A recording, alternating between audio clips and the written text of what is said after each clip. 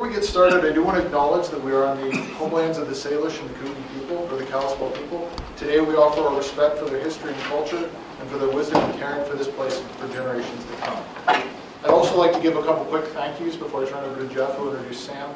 I want to thank Humanities Montana.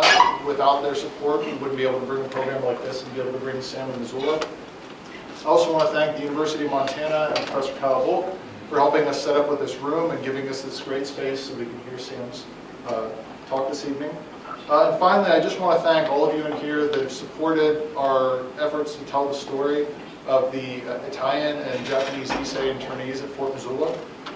Your assistance has allowed us to do great things and really raise the awareness of this story and its importance as we understand the world we live in today. So thank you so much for that support.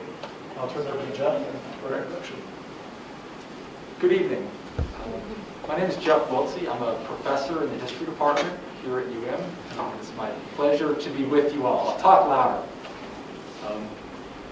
On occasions such as this, I'm usually tasked with introducing a fellow academic historian, which I take great pleasure in.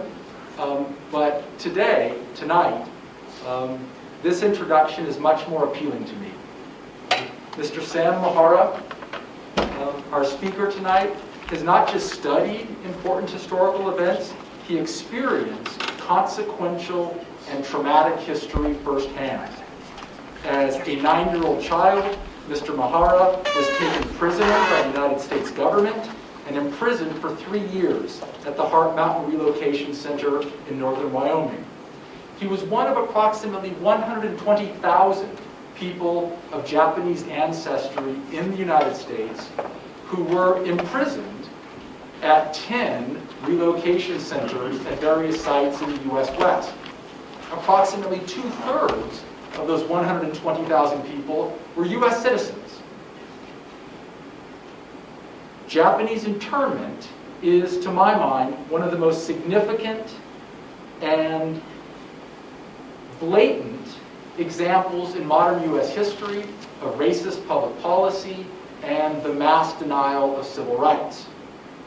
Now, there is a local connection to this history. As probably many of you know, Fort Missoula served as an alien detention center during World War II, which is different than the relocation centers. So Fort Missoula was a place where approximately 1,000 Japanese resident aliens who were leaders in Japanese communities within the United States were brought, imprisoned, interrogated, and subjected to loyalty hearings. It is a troubling but revealing history, and the Historical Museum at Fort Missoula has an exhibit that tells this history, and I strongly recommend that you go and see it. And I know you already know that the Historical Museum at Fort Missoula is a sponsor to this talk, but I want to reiterate that.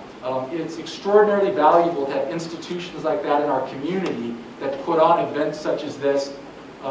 And also I'd like to reiterate my thanks to the University of Montana, the History Department, and also to Humanities Montana for helping to bring this event.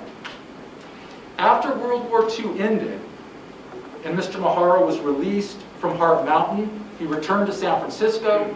He attended high school. I couldn't help but think of my own 2 children who were in high school and sort of the transition that they had going from middle school to high school and comparing it to the transition of going from a relocation center for 3 years into an American high school in San Francisco.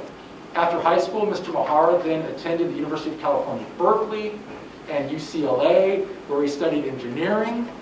And to me, one of the coolest parts of his biography is he got a job at Boeing as a rocket scientist. How cool is that? And then helped blast satellites into orbit.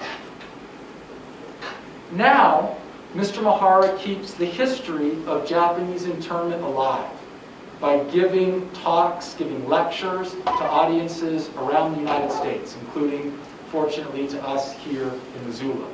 As you know, if you paid attention when you entered our room, Mr. Mihara has also published a book about his life titled Blindsided, The Life and Times of Sam Mihara.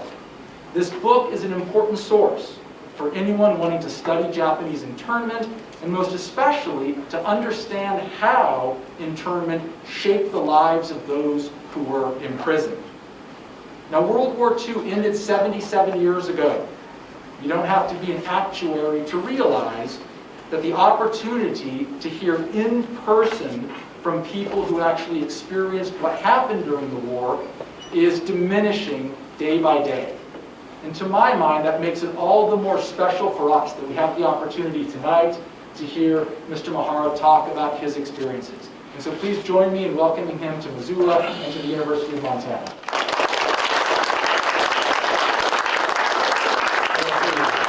Thank you very much. Can everybody hear me in the back? You okay? Fine, thank you. Thank you for inviting me. I'm really honored to be here and be able to tell you my story. I'm going to talk about why it happened and what were the conditions in the prison camp, and then wind up with what are the lessons learned from my experience that applies to maybe some of today's problems. And this is a lecture that I usually give annually at UCLA and also at Harvard. But you're in for a real treat, but it's going to be the identical speech I give all over the country. Let me start with a question. How many of you have heard about the imprisonment of Japanese families during World War? Oh my goodness. How many of you have heard the name Fred Korematsu? Fred Korematsu? Wow. You know, you scored better than the beginning classes at Harvard. Really, it's a pleasure to be able to speak with you. The way to start this is to start with a quotation by one of our leaders in this country, and it goes something like this. President George Bush gave a speech about 3 years ago at the opening of the National African American Museum in Washington. And I remember turning on the television, and his first sentence in his speech ran like this. Whoops, it used to run like that. What am I doing wrong? Help, technician. The clicker's not working. You got new batteries?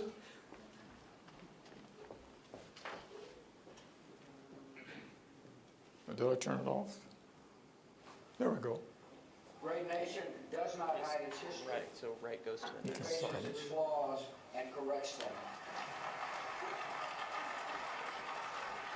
A great nation does not hide history. Very, very appropriate for my lecture because it's very important. What am I doing wrong? Here we go. No, I'm still not doing it right. Do I click the right?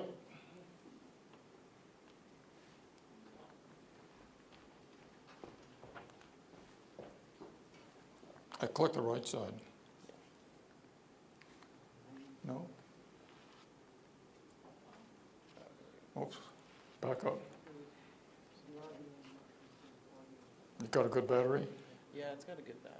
Well, maybe I got to stand away back. Okay. Or can I hit the advance? Yeah. Okay, got it.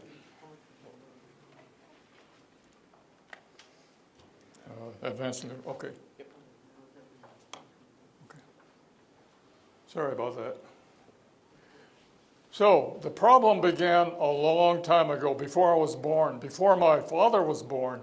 Back in the 1800s, there was a hate against all Asians, and it resulted from what happened after the great expansion of the railroads. And when the railroads were completed, the Asians, Chinese and Japanese, decided to stay. 90% decided to stay, and most of them in California, Oregon, and Washington. And that's where the Japantowns and Chinatowns began. But as the expansion of the Asians in those states happened, the hate against Asians also began, as represented by this cartoon, this political cartoon, this fellow with a bloodied knife in his mouth and a smoking gun standing over this woman that he killed. And the caption, Yellow terror threatens white women. There's a clear implication that we are a threat to society and something's got to be done. There was a mayor at one time, James Phelan of San Francisco. He turned out to be a senator, and when he was going for re-election, he went on a campaign, "Keep California white if you will vote for me." And it turns out he failed. He failed miserably. I don't know if you know it, California today, the majority group is not white. It is now Latinos at 39%, and it's continuing to grow. And in fact, Asians are only 15%, and blacks are like 5%. So the nature of the mixture of the races in California is changing quite rapidly. Let me introduce you to my family. This is the Mihara family. That defiant brat with the folded arms, that's me. I was about 8 years old in the photograph. That's my brother next to me, and that's my father standing behind me, and my mother to the left, to the right, and Grandpa and Grandma Mihara are seated. The Miharas came from Japan. They're the first generation immigrants. And my father was very well educated. In fact, he went to a college in Japan called Waseda University. It's comparable to Harvard. And he majored in English. And so he knew English very well, and of course he knew Japanese very well. So he had no trouble finding a job in San Francisco. He became a writer for a newspaper, a bilingual newspaper in San Francisco. And as a result, he started writing articles in English for this bilingual newspaper. He did very well. He became elevated, promoted to editor of the English section of that newspaper. And the income also increased, and we just moved into this new house in San Francisco. It's a 3-story Victorian with a gymnasium and a recreation room on top. I mean, it was the biggest house in San Francisco, but that was the degree of success that my parents had. We were very, very comfortable in this house. We were comfortable until December the 7th, and that's when all hell broke loose for Japanese in the West Coast, well, all over the country. And we started seeing these kinds of political cartoons. Here's a Japanese soldier with a bloodied knife, and there's a Nazi German soldier with his weapon, and they're standing encroaching over the United States, the continental U.S. The caption, "Our homes are in danger now." That really implies it's the people of Japanese and German ancestry in this country. That's the real problem. So that kind of media attention was brought to the public. Here's another ridiculous cartoon. Here is a stream of Japanese living on the West Coast, starting from Washington and building up more and more people as they come toward northern and then southern California. They're coming to the station, which is a distribution point for boxes of nitroglycerin, TNT. And there's a spotter on the roof waiting for the signal from the enemy ship that says, now's the time, pass it out, with orders to destroy the defense installations in Southern California. Now notice the artist, Dr. Seuss, the children's artist, and he made more of these types of very damaging cartoons. But that's an example of the type of hate that happened in those days. How many of you recognize this photograph? Dorothy Lang's famous migrant mother photograph. Dorothy Lang was a very, very skilled photographer, and she knew how to take pictures of people that shows emotion. And so during the Great Depression, the government hired her to go to the farm country in California and start taking pictures of the people to show the suffering that they're undergoing because of the Great Depression. And so she snapped this picture, and you don't need a caption. You can tell this family's in deep, deep trouble. As a result, she became famous for that.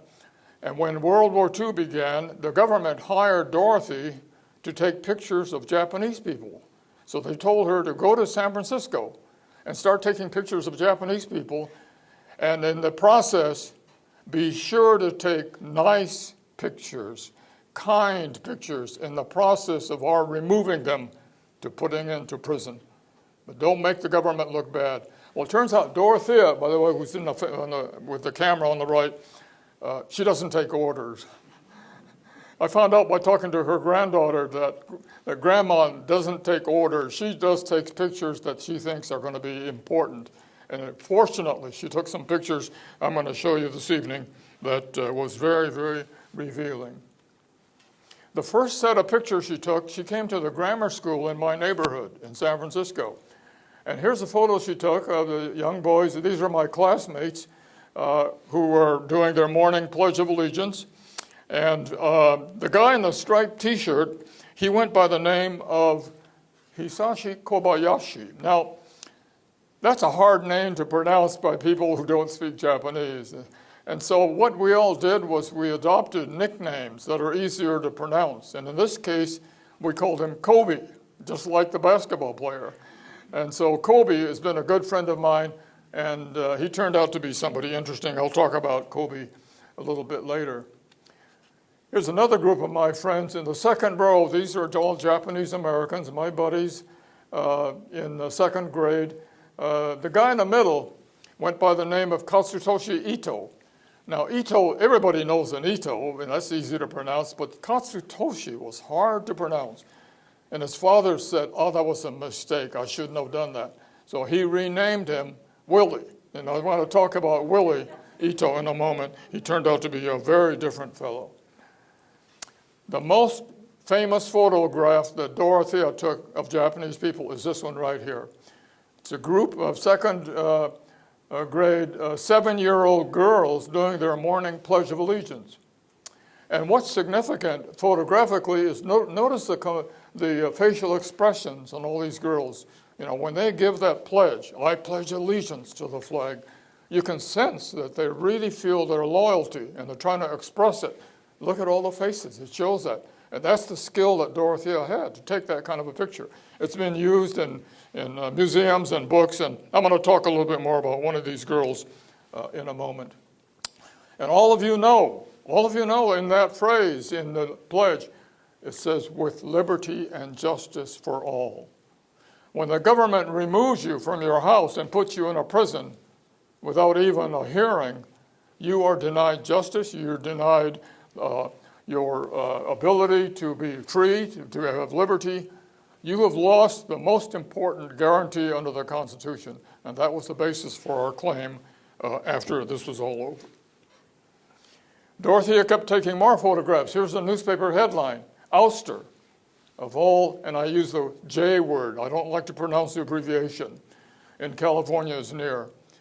I have to stop for a moment and mention, when I speak to teachers, I ask the teachers, please teach your students, do not use the abbreviation for Japanese. It's really derogatory because of the experience that we had. And in fact, I think most of us treat it like the misuse of the N word. That's how strong we feel. So I'll be referring to the J word when I talk about my experiences. Here's another example. This billboard went up a half a block from my house. A billboard says, bye-bye, J word. I mean, how would you like it if somebody put up a billboard near your house that says, bye-bye, whatever your racial or religious or affiliation is? That'd be awful. But that's what happened back in 1942. President Roosevelt made a lot of good decisions, but he made a huge mistake on one issue, and that is what to do about the problem of the Japanese, Germans, and Italians in this country. What he did was he listened to his advisors, because he could care less. The advisors told him, Mr. President, you need to put out an executive order. And that executive order is very simple. I, the president, am giving the authority to remove anybody. I'm giving that authority to the local military commanders. And he signed it, February 19th, 1942. It's called Executive Order 9066. And so it does not name Japanese or Germans or Italians. It simply says anyone can be removed. Well, who are these military commanders who now have this huge power? This is a map of the military districts in the U.S. in 1942 with the names and the faces of the commanders of each. There were 5 of them. On the Eastern Defense Command, there was a Lieutenant General Hugh Drum. And General Drum had an interesting problem because there were many Germans and many Italians and a few Japanese on the East Coast. And he had the power to remove them, but he did not. One reason is the industry said, don't do that, because we need workers. In the Central and the Southern Defense Command, similar problem. They had the power to remove Japanese, Germans, and Italians. They did not. Even in the state of Montana, there was not a single Japanese, German, or Italian family who was removed and put into a prison. So, way out in the West Coast, way out in the Pacific, there's a Lieutenant General Emmons in charge of Hawaii. Of all places, the home of Pearl Harbor. Did you know that Hawaii had 40% Japanese in 1942? 40%. Most of them are working in the pineapple and the sugar industry. And General Emmons had the power to remove them, but he did not. For two reasons. Number one, the industry, again, said, don't do that because I need the workers. But more importantly, General Emmons said, I cannot do that because the Constitution says I cannot remove a race. The only general during World War II who knew what his rights were and the rules under the Constitution. It overrode the president's order. Amazing, but that's what he did. But on the other hand, on the West Coast, there's a Lieutenant General John DeWitt. Turns out General DeWitt was a racist. He hated Japanese. He didn't hate Germans and Italians, but he hated Japanese. How bad did he hate them? What's the evidence that he hated them? Well, among other things, he put out a definition of who was a Japanese, because there were some who were part Japanese. They had mixed parents. So he said if anyone had at least 1/16 blood, that's like a drop of blood, 1/16 blood of Japanese. And the rest of the great-great-grandparents, 15 of them, were non-Japanese. You are still Japanese. That's what he said, and that's the order he put out. So where does he find people with 1/16 blood Japanese? He found them in orphanages. And here's a photo proving that. This is a group of Japanese American children who had mixed parents. You look closely at the faces, you can spot that these are not 100% Japanese background. They had mixed parents. Look on the third row, they're babies being held by Japanese guardians. All of these kids were removed on the orders of General DeWitt, placed into a prison called Manzanar in California. If you ever go to the Manzanar, Bishop area, and you'll go find the section in that prison camp where the children were held. But that's an example of the degree of hate that General DeWitt had at that time. So Dorothea kept taking more photographs. Here's the sign in front of our homes, the lamp posts and the doors, giving instructions. You of Japanese ancestry shall report to this particular place. You have 2 weeks to pack up and take care of your belongings or whatever and get ready for this move. And you can only carry what you can hand carry, and everything else you have to store or get rid of. Here's a typical family getting ready for the move, the Mochida family from Northern California. And notice the kids are now wearing dog tags. I remember mine. It said my name, and it had my prisoner number. All the kids have to have dog tags with their prisoner number to make sure we don't get lost. So Dorothea kept taking more photographs. Here's the group of guards that escorted us to the buses. The buses took us to the trains in order to get to our final destination. The first camp we went to were temporary holding facilities. What the government did was they closed horse race tracks along the West Coast and converted horse race tracks into prisons. And this is one near San Francisco. It was converted by putting up barbed wire fences and guard towers and guards with machine guns to make sure we were there. And the first housing that was available in these horse race tracks were the horse stalls. So Dorothy took a picture of these horse stalls with the Japanese people living inside these horse stalls. And they ran out of horse stalls because there were more people than there were stalls. And so they built more horse stalls right in front. And I remember living in one of those temporary structures that held the incoming Japanese people. We were there for 3 months, and then the trains came, the trains that will take us to our final destination. And the reason for the 3 months is that's how long it took to build the permanent camps, like the one at Heart Mountain. So now the trains are circled with guards, shoulder to shoulder, make sure we don't escape. And I remember riding on that train for 3 days and nights, sitting on a hard bench, being fed sandwiches all the way, and the guard staying with us all the time. It was a prison train from here all the way up to Heart Mountain, Wyoming. Not everyone agreed to go. There were 3 people who resisted going. One of them is named Fred Korematsu. Fred has an interesting background. He was a welder in Oakland, a very sensitive position, and on December the 7th, he was fired from his job. But he wanted to not go to the camp. And he and his girlfriend, and by the way, his girlfriend is an Italian, and she's a white young lady, and they commiserated and they said, Fred, we're not going to go. You're going to stay here because you're going to do something. You're going to change your name, and you're going to do plastic surgery on your face. The photo on the left is Fred before, and the photo on the right is after. And the surgeon is supposed to make him look white. That's the result he's supposed to get. But look on the right, he still looks Japanese. I'd ask for my money back. That's awful.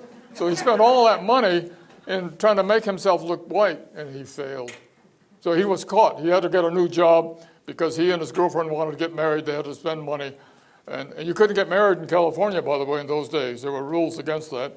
So they had to go to either Mexico or Arizona to get married. So they had to get some money. And so he was caught when he was looking for a new job. And that's how Fred went to found guilty in a court. The case went to the Supreme Court, and the Supreme Court decided 6-3 that he was guilty and shall remain in prison. And the reason they gave is Fred was capable of being an espionage agent because of his race. Of all decisions made, one of the worst decisions by the Supreme Court, because he was capable of being a criminal. Awful. But that was the result of the Korematsu case. Here's a map of all the camps in the country at that time. On the little dots on the left, those are the horse race tracks I talked about. The triangles that you see are the Department of Justice camps, like the one here at Fort Missoula, and there were several in Texas and some in New Mexico. And those DOJ camps were for men only who were considered dangerous. Now, who's a dangerous Japanese? Here's what the FBI said.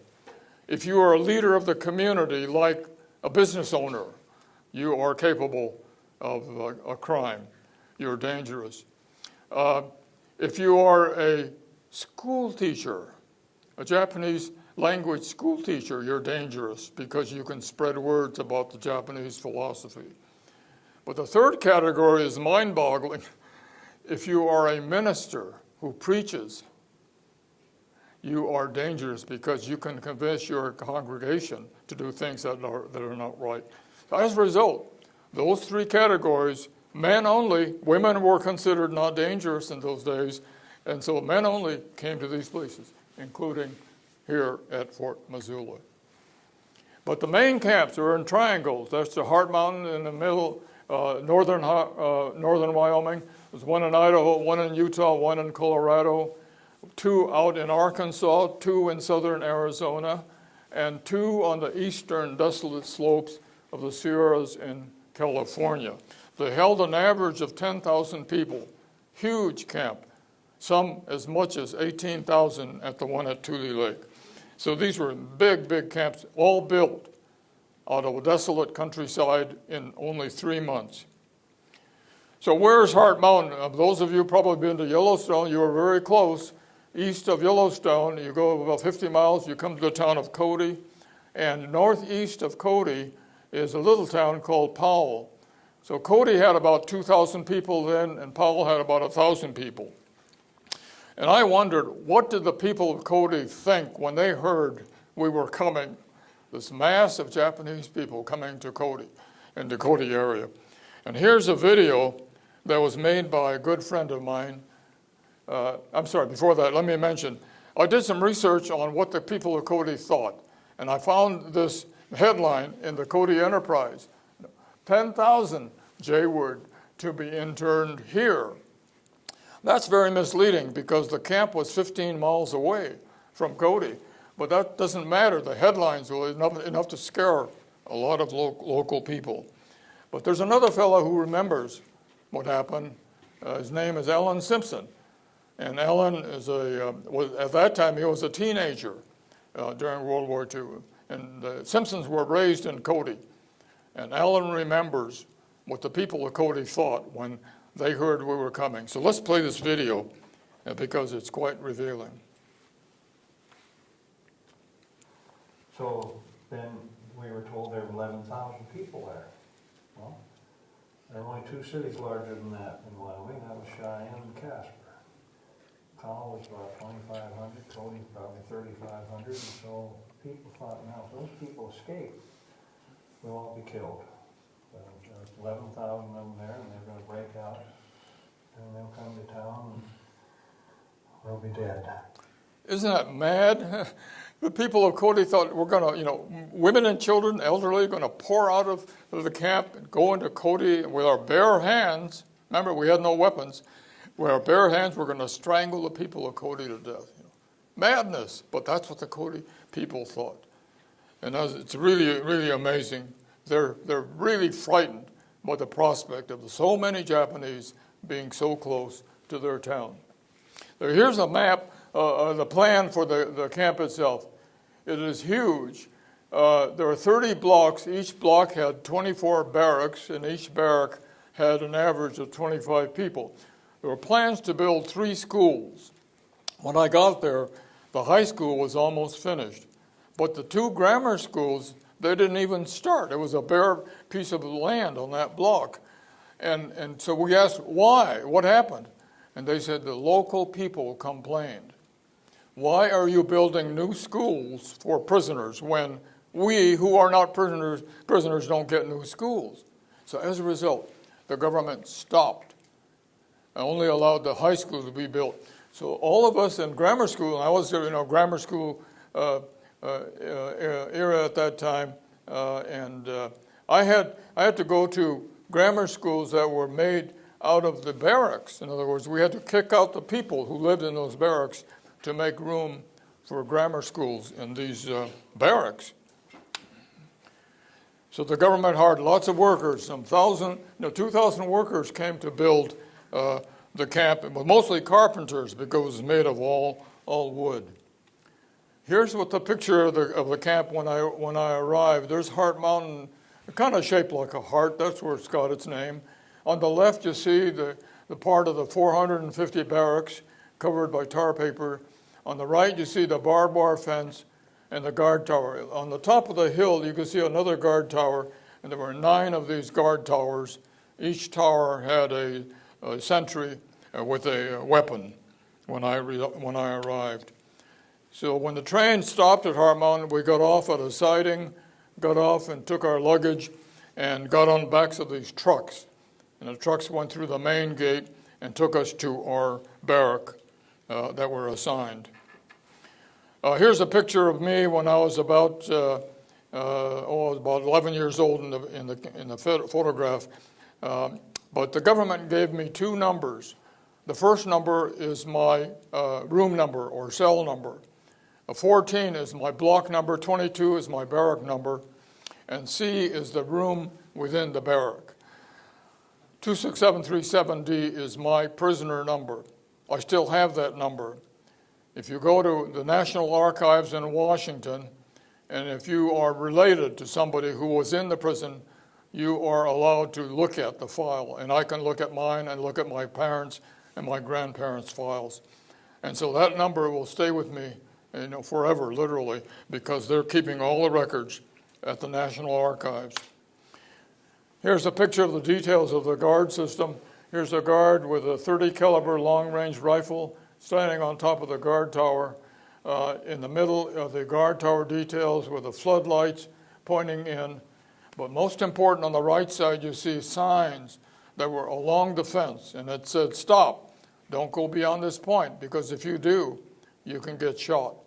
And it's both English and Japanese to make sure we understand. So that's the deterrent. That's the definition of our being in a prison at that time.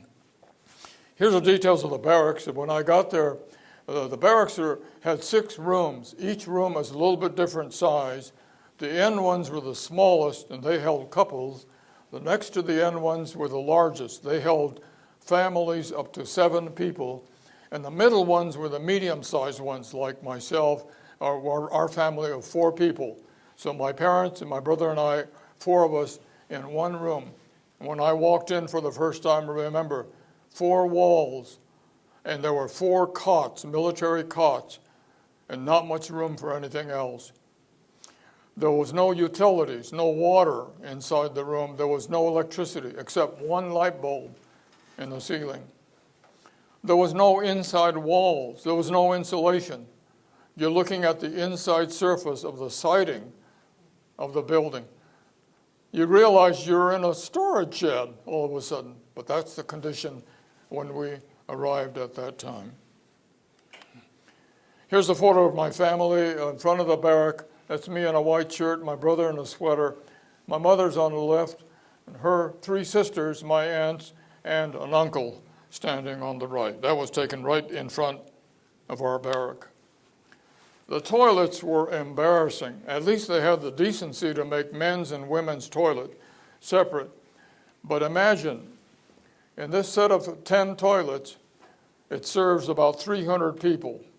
And especially after breakfast, there's a long line of people waiting. And if you're lucky to get a seat, you're sitting down and watching 9 faces watching you do your business because there was no partition.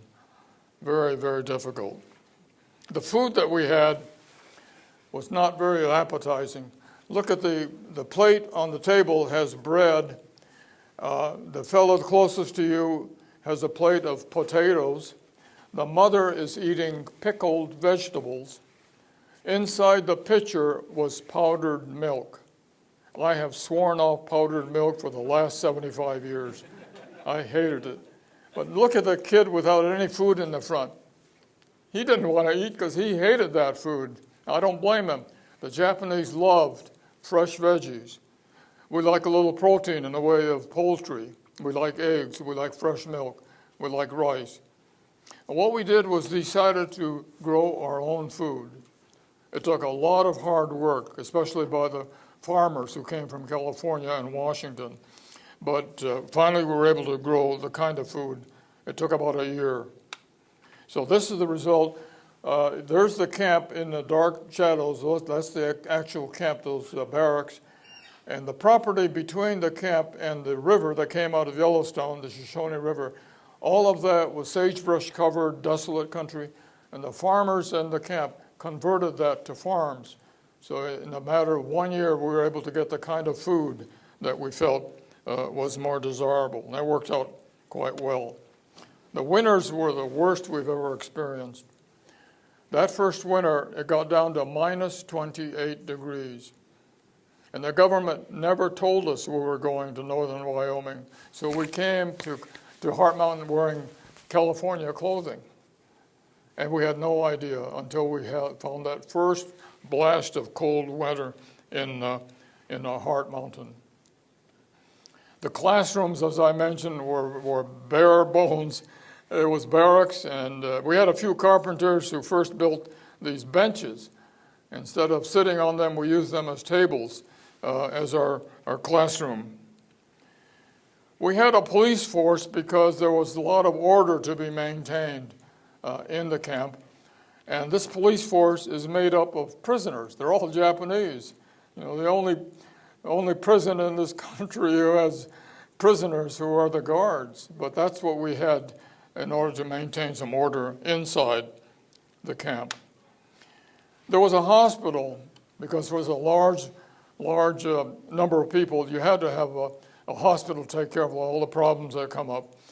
And our family had a lot of problems. And by the way, this hospital is very, very crude. All it was 17 more barracks connected with a corridor. Our family had some special problems, like my father. My father had a case of glaucoma of his eyes before the war. In fact, he had it for 17 years after he came to the United States. And he was being treated in San Francisco by a specialist who knew how to take care of glaucoma, because it took a special skill in those days. They didn't have medication like they have today. But once he came to Heart Mountain, there was no one in the camp who knew how to take care of glaucoma. And General DeWitt says, no, you can't come back even for a visit to see your doctor. So my father went blind in camp. He never saw again once he entered the Heart Mountain facility. Grandpa had the worst case in our family. He died in camp. It was a very, very difficult passing. He died of colon cancer. And I wondered what happened, and I looked at his medical records, and I found out that the doctors, they were mostly general practitioners. You know, they're good at fixing broken bones and other common problems, but they knew nothing about special problems like cancer. And I read the medical records of Grandpa, and I found out they were literally doing an experiment. They were starving the cancer out and not letting him have food. I remember because he kept asking, please bring more food, I'm hungry. But in the end, also, he was given a laxative for cancer. But that's the kind of treatment that our doctors in the camp gave. So fortunately, in a way, fortunately, he passed, and he had to suffer no more because it was a difficult time. But that was probably one of the worst experiences we had in the camp. Toward the end, the government allowed a few of us at a time to go to Cody and do some shopping. And I remember going to Cody and guiding my father, who's blind, and describing each store on Sheridan Avenue, which is the main street of Cody. And I would point out, here's a shoe store, here's a restaurant, and so forth. And about every third store had this sign, no Jword. People still hated us after a couple of years being in the area. But I'll remember forever this hate that developed during that time by the local people. At the very end, there was a white attorney who came to our rescue. His name is James Purcell. James Purcell, the very skilled, knowledgeable attorney who knew civil rights. And he knew that something was wrong with the imprisonment of all these people. So what he did was he studied the Korematsu case, and unlike Korematsu, he went and found somebody else, a perfect citizen of the U.S., a lady by the name of Mitsuo Endo. So she was born here, she was raised here, she had a perfect record, never complained. She followed General DeWitt's orders, went to camp, did everything exactly what the government told her to do. And Purcell said, that's unconstitutional. You can't do that. The government should not have done that because that's unconstitutional. She was denied her liberty, she was denied justice, and you must let her go. So that lawsuit went to the Supreme Court. They finally decided, 9-0, unanimous, let her go and let all the others go who were considered loyal American citizens. That's how we got out before the end of the war, thanks to James Purcell and his ability to convince the authorities not to hold us anymore. So we got on the trains that took us back home, and the government decided to destroy the camp.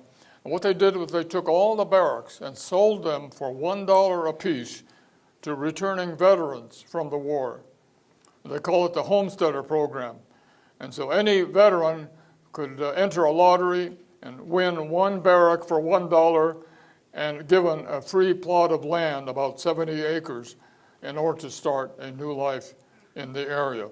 And so today, we can go driving around Heart Mountain, and once in a while we will find these barracks. And we will ask the owner, please donate that barrack so we can rebuild the camp. And we're in that process of rebuilding the camp. When we got home, life was even worse than when we left. And here's a typical signs greeting us that we were not wanted. Here's another one. Keep moving. Don't stop here. Well, that's the kind of hate that developed in our neighborhood when we were gone. There's one person who I know very well. Her name is Toshi Ito. And Toshi had an experience that I wish no one would have ever had, and that was her father. Her father looked for a job. He used to be a professional licensed insurance salesman. He had a license to sell insurance in the San Jose, California area. And he found out that when he returned home, the hate was so bad he could not get a job. He couldn't renew his license. The insurance company would not renew his license. He couldn't sell the skill that he had developed. As a result, Toshi's father did something that most people would think would be totally unacceptable, and that is he committed suicide. And let me have Toshi tell you about that experience when she heard about her father. It happened when Toshi was a newlywed, on her honeymoon. She received a call that her father was sick and she needed to come home. She remembers stepping off that train and being told what really happened.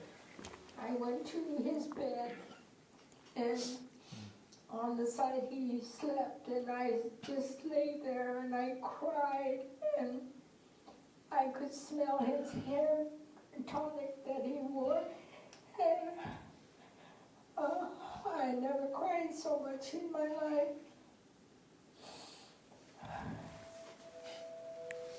Very sad. Unfortunately, Toshi passed on a few years ago, but she wanted to record that. And she wanted the world to see it. And it's been played on PBS and other stations. But, very courageous of her to do that. I know of other families, by the way, that had similar problems in suicide as a result.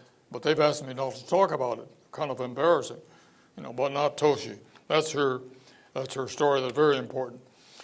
So were we happy after all of this was over, after we got back home and settled? The answer is no, we were not happy. We wanted a redress, something that the government owes us, and that is an apology. We wanted the restitution of our civil rights that they took away from us. We wanted a written apology from an executive in the government, and we wanted some money because we lost a lot of valuable items in that process. And it took a 50-year span, 50 years of working on Congress and the White House to try to get a redress of our claims. One of the steps in that process is Dorothea Lange's poster girl that went up at the Smithsonian in Washington, the museum, at the entrance. And inside the exhibit were photographs of Japanese-American soldiers who fought for this country. And at the same location, there were photographs of the families of these soldiers who were inside the prison, caused by the same government that demanded these men and women serve during the war. Here's an example of a family, of a photo that was inside the exhibit. This is the Masuda family. There's Sergeant Masuda in uniform. The Masuda family lives near me, near Huntington Beach, California. And so Sergeant Masuda came to the prison camp where all of these relatives were gathered, and they said goodbye. Shortly after the photo was taken, he was shipped off to Europe, and he died fighting for this country. And that photo was sent to the White House and eventually got to no less than President Ronald Reagan. And Reagan saw that, and he remembered. In fact, he remembered that family. And so he signed a bill that made it clear in writing that our rights were to be restored, that an apology was given by the government, and we should receive some compensation. 2 years after Reagan signed it, I received a letter from the first George Bush, and it had the words, "Sincere apology." It also had a small check to help pay for the damages. Heart Mountain today, beautiful mountain, still there, but those of us who went through that experience wanted to do something very unusual and different. Most of the other 9 camps put up monuments, but we wanted to do something unusual. So we developed a school. It's a learning center, and we designed it to bring people in and teach them. And it looks like barracks on the outside, but once you walk inside, it's a series of self-guided schoolrooms. And you can learn in far greater detail than I can talk about in this 1 hour. And it's a marvelous facility. We currently have plans to expand it by a factor of 2 or 3 in order to bring in more people that will be very, very useful. We bring in people from all over, all year round, like this typical high school that came, and they'll go through the grounds and learn about it. They'll go into the facility and learn about what happened. By the time they leave, hopefully they'll never forget about the lessons learned of this process. So it was interesting, when we built that facility 10 years ago, I went to downtown Cody just to look and see what the people of Cody are like in about 2011. And I looked in the windows, and here's what the signs on every window in Cody. Welcome, Japanese Americans. My goodness, the people have changed. Marvelous change since the days I remember back in 1942. I'm going to close out here with some snapshots of my buddies. Remember, I talked about Kobe. Kobe was interesting. Like most of my friends, we all went to college, and we all became professionals. Kobe became a pharmacist, and he did very, very well in the pharmacy business. Here's another fellow that I talked about, Willie. Everyone should know Willie because Willie was really different. He did not want to go to college because he wanted to be the world's best cartoon artist. And that's okay if you're really good. So he went to a good art school, and he was hired by Walt Disney. And he did pretty well, became head of their quality control around the world. But there's some product that came out of Disney about that time, I think all of you have seen. It's a movie called Lady and the Tramp. You remember the scene where the tramp and the lady are sipping on the same noodle until their lips met? Well, that was created by Willie. Willie's the artist for Lady and the Tramp. And last month he won the Lifetime Achievement Award for the equivalent of Academy Award for that kind of work. So Willie's a really nice guy and deserves all that credit. Toshi Ito, she got married, raised a family. The young Master Ito you see in a photograph, you might recognize him in the old adult picture. He became Judge Lance Ito of the O.J. Simpson trial. I know Lance very well. He's a nice guy outside the courtroom. I became interested in math and science in high school. I went to engineering. I went to Berkeley undergraduate and a graduate school, UCLA. Hired by the Boeing company. I helped develop rockets. Thoroughly enjoyed my job. We put up a lot of satellites, including the Apollo mission that went out to the moon. So that was a really enjoyable career, and I really had a lot of fun and good times. But after I finished at Boeing, I retired, I knew I wanted to do something different. So I became a teacher because I think I knew something about what happened during World War II. And it turns out I'm now a regular at UCLA, and I'm on every 3 years at Harvard Law School and other schools throughout the country. So it works out very well for me. Oh, whatever happened to the poster girl, the darling icon of Dorothea Lange? Well, she grew up. She looks something like this today. The nose and the eyes are still Japanese, is still there. And she changed her name twice. First name used to be Hideno, and she changed it to Helene, easier to pronounce. Her last name used to be Nakamoto, a typical Japanese name. And she changed that to Mihara. We've been married for 42 years. And so that worked out okay.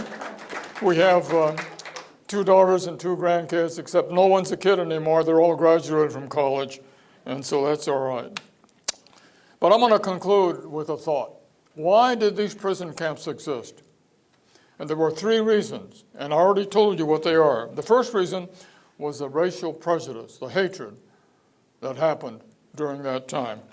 The second reason is hysteria, driven mostly by the media, the political cartoons and the billboards, developing this hate against a particular race.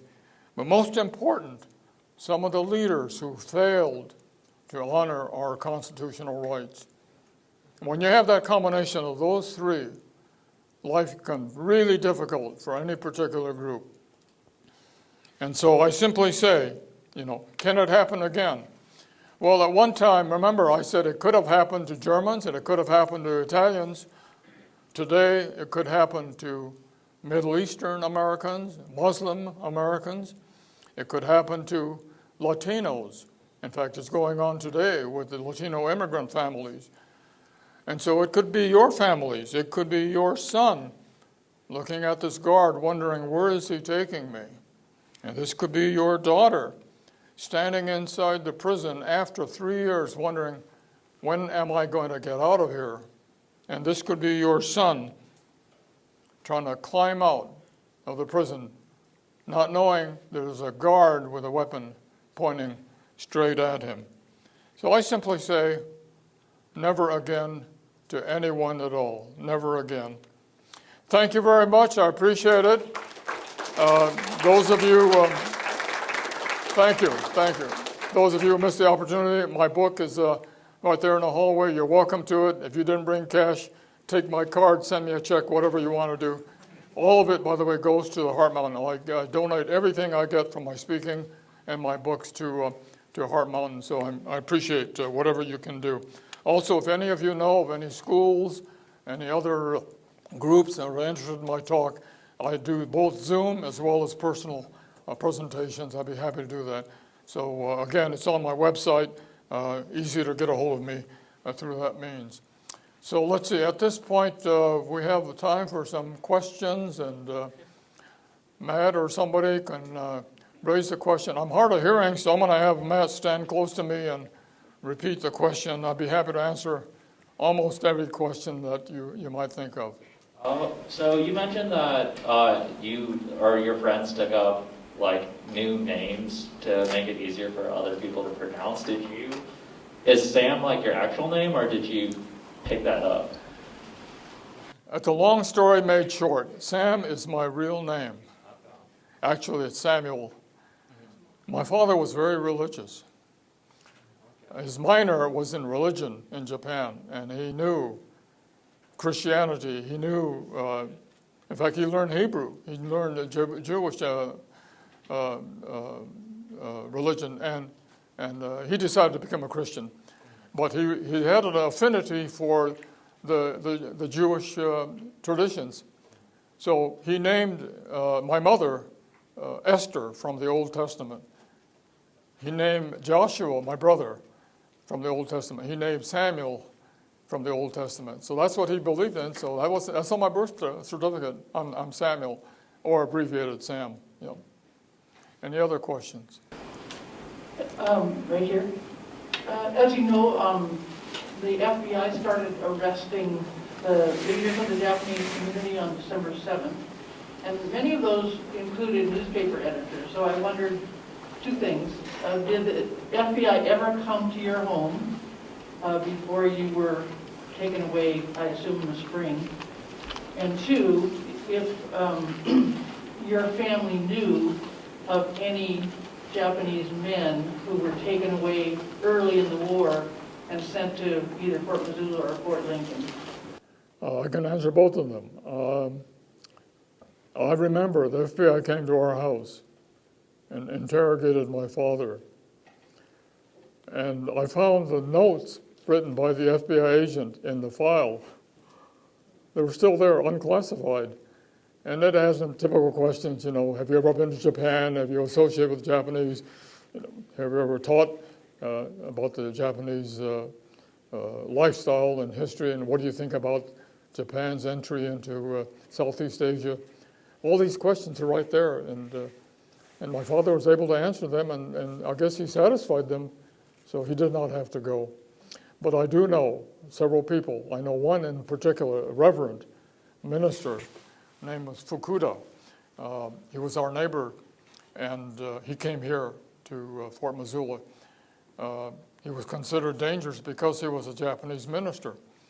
And so he was in that category of those three types of people. But yes, I know them very, very well. He didn't stay here very long. Then he went to Crystal City. The government allowed some of the people here to go to Crystal City to bring families. They allowed families to come to Crystal City, Texas. And so that's what Reverend Fukuda did. And I think a lot of others here also were allowed to go to other camps to have the families join us. Any other questions? Yes. It seems to me that a lot of this is about the whole history of xenophobia and racism in the United States.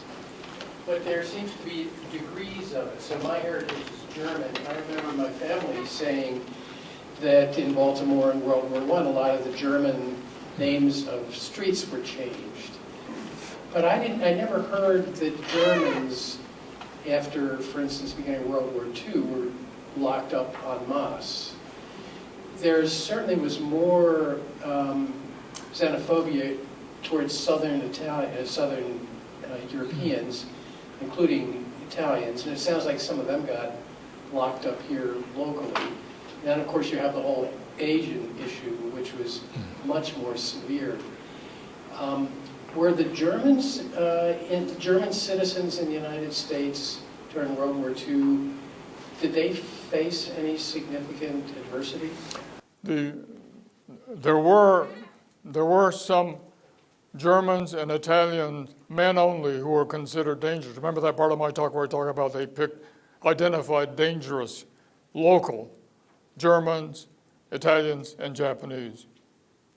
Ministers, business owners, school teachers. And so they were taken to DOJ camps like Missoula here. But the families were not removed. That's the distinction between they call it WRA camps. Those are the War Relocation Authority camps, the main ones that were where I went. The families, none of the German families and Italian families had to be removed and put into those camps. But it was those considered to be a high risk, men only, Germans and Japanese and Italians who came to Missoula and came to other places. Go ahead.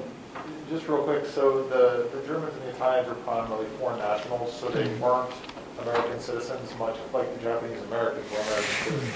But I'd recommend there's an excellent book called The Train to Crystal City, which is it details Japanese, Germans, Italians, and some of the foreign nationals and the repatriation program that they had. So our government actively would go after foreign nationals living in the U.S. with the idea of repatriating them so that then Americans who were being held in one of those countries would be sent back to the United States. So I can't remember the author offhand, but the book is called Train to Crystal City, and it's an excellent book. And I remember there was one incident where they talked about, I believe it was a German auto worker. There was a foreign national in Cleveland who was actually sent to Crystal City and eventually repatriated to Germany as part of that. So. Okay, thank you much. Anyone else? I visited Fort Missoula, and I feel very emotional about what we did to Japanese Americans during World War II. I did have a question when I visited Fort Missoula. It's what happened to your grandfather? Where was he buried? Was he buried at Fort Missoula? Or what they told me is if somebody died, they turned the body back over to the family. It's like, well, they're prisoners, what did they, Yeah, at Heart Mountain, there was a cemetery, and the family had a choice. You either bury it in the cemetery or cremation. The problem was, in Wyoming, not a single crematory existed in the 1940s. Not one. It was a European invention. and you had to go to either Denver or to Billings to find a crematory. And Grandma decided to have cremation because she didn't want a burial, to have him buried here. She's never going to come back to Wyoming after the war. Why bury him here? So she elected to have him cremated.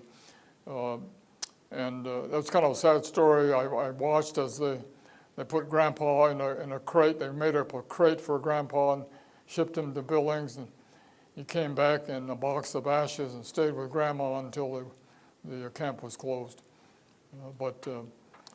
That was the case for most people who died at the camp. Anyone else? Goes to Heart Mountain.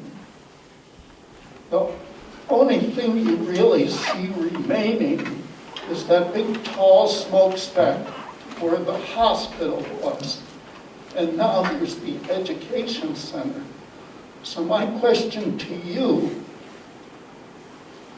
if you can express it, when you returned and you see it in its present condition, knowing that one time there were 11,000 people there, and now it's basically sagebrush, it's like it disappeared. What do you think? Well, that's the problem. By the way, it's not sagebrush, it's farm. The farms that we developed, the local people decided that's great, the industry, so we taught them how to raise more crops, different varieties in the terrible weather in Wyoming. And so all that area is now farmland that the barracks used to be on. Like I said, we're in the process of trying to restore the camp, bring back the barracks, and try to recreate the camp that it used to be. It's a long process, but we're determined to make sure that we recreate something that it used to look like when we were there. Very, very important to try to have visibly see what happened. I don't know if any of you have been to a Holocaust prison in Europe. I have. I've been to Dachau, and it's perfect. And the reason why it's immaculate the way it was, gas chambers and all that stuff, the reason is the American forces took over quickly, and they kept the Germans from trying to destroy it. And that's the reason why those Holocaust camps are in such good condition. I shouldn't say good condition, they're awful places, but it's a good reminder of what happened. But not the camps here in the U.S. It's not a dichotomy. We do something bad in this country and we destroy it. But something like in Europe and Holocaust, they preserve it. Very, very unusual. Anyone else? Yes. Thank you very much for your talk. It was most informative. If you don't mind my asking, what happened to your family home in San Francisco? Yeah, interesting question. What happened to my family house? Fortunately, my father had a brain, even though he's blind. And he had some friends. He had some really good white friends, an attorney in San Francisco. And he asked them to take care of our house while we were gone. So they did, and they took care of it. They had it rented out, paid for the mortgage. Fortunately, when we came back, we were able to move right back into our home. Not the case for most of the people. They had to force sell their homes because they couldn't service the mortgage, and they didn't have somebody to take care of it while they were gone. So they lost their homes. That was a very, very sad situation. But in our case, fortunately, it worked out okay. Anyone else? In the back.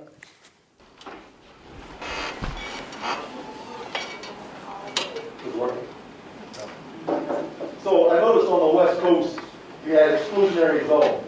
I assume that's where no Japanese families were allowed to live. And the Western District was the only district that was removing Japanese Americans. Did any family try to move to different districts in the United States to avoid being taken to the camps? The government, the question is, were any of the families on the West Coast allowed to move? The answer is yes. In fact, the government encouraged us at the start to move out, but we didn't want to move. We had no jobs, we had no place to go, and why would we want to move? I forgot the numbers. I think it's like 10% of the people decided to move. But the majority said, no, let the government take care of us, and if we have to move, let them do their work and find us a place to stay and bring us back after it's all over. So, no, the people, and by the way, it's not the entire Western District, it's just those 3 states, California, Oregon, Washington. But that's where 90% of the Japanese lived anyway, so that's where the people were removed from those states. Anyone else? It's not working.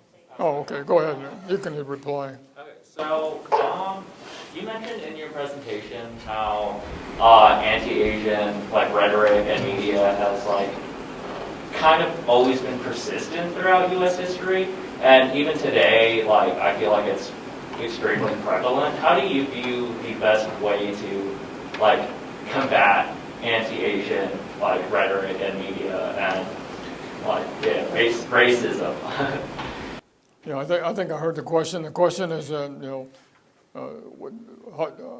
what do we think? What do I think about the anti-Asian attitude of the people today, or a lot of people today? I shouldn't say everyone. It was really aggravated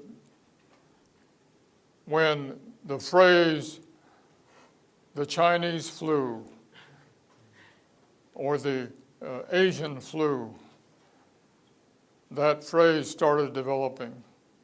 Now, I'm not going to mention who started it, but all of you know who it was. But some leaders in this country should not do that, because the statistics show the number of crimes against Asians rose significantly after the leaders started using the phrase the Chinese pandemic or the Chinese virus. And people need to be more sensitive to naming these problems. You don't have to use the national name, or even a local name. Give it the proper name, which is the COVID-19, or something that is scientifically accurate. But no, not to label a race or a group. To avoid the hysteria that results from that. And hopefully, a lot of that will help in the future. Anyone else? Hi. I was just wondering, how do you feel that it's taught in U.S. schools enough about the Japanese imprisonment of Japanese American citizens? Do you feel like that topic is emphasized enough within America's schools, or do you think that it is something that we're finding is starting to get written out of history?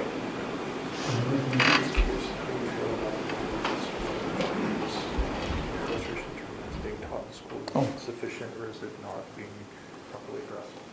The question has to do with how do I feel about the degree of teaching of what happened to the Japanese during World War II.